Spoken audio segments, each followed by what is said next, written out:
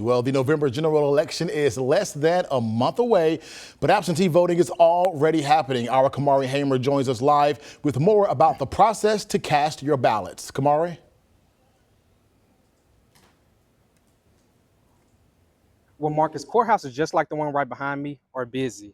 People are coming inside to see if they qualify to vote absentee. If so, they can cast their ballot here or it can be emailed. An election official says it's important that everyone votes.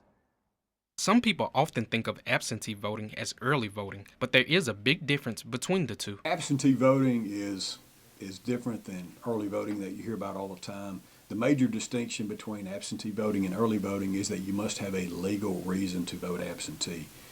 For example, individuals 65 years of age or older, individuals who will be out of town on election day. Absentee voting also applies to a person who has a job where they work a 24-hour shift and they may not be able to get to the polls from 7 a.m. to 7 p.m., such as nurses, doctors, and first responders. Oktibbeha County Circuit Clerk Tony Rook says if you qualify, you should vote absentee because your vote could be the difference. We encourage everybody who wants to vote.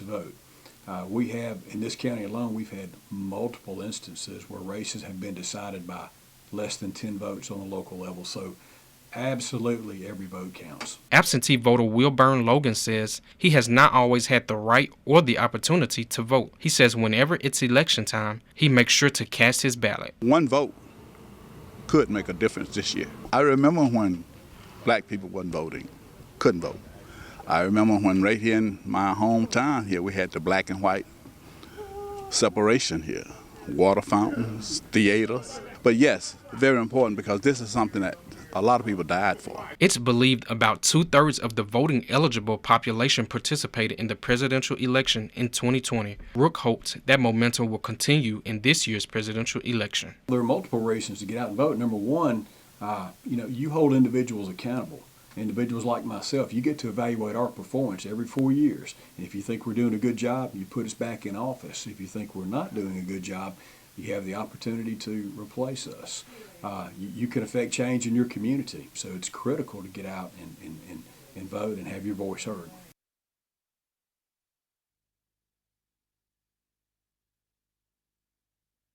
Now, the deadline to request an absentee ballot is November 4th, and the deadline to return that ballot by mail is November 5th. We're live outside the Lowndes County Courthouse telling your story. Kamari Hamer, WCBI News.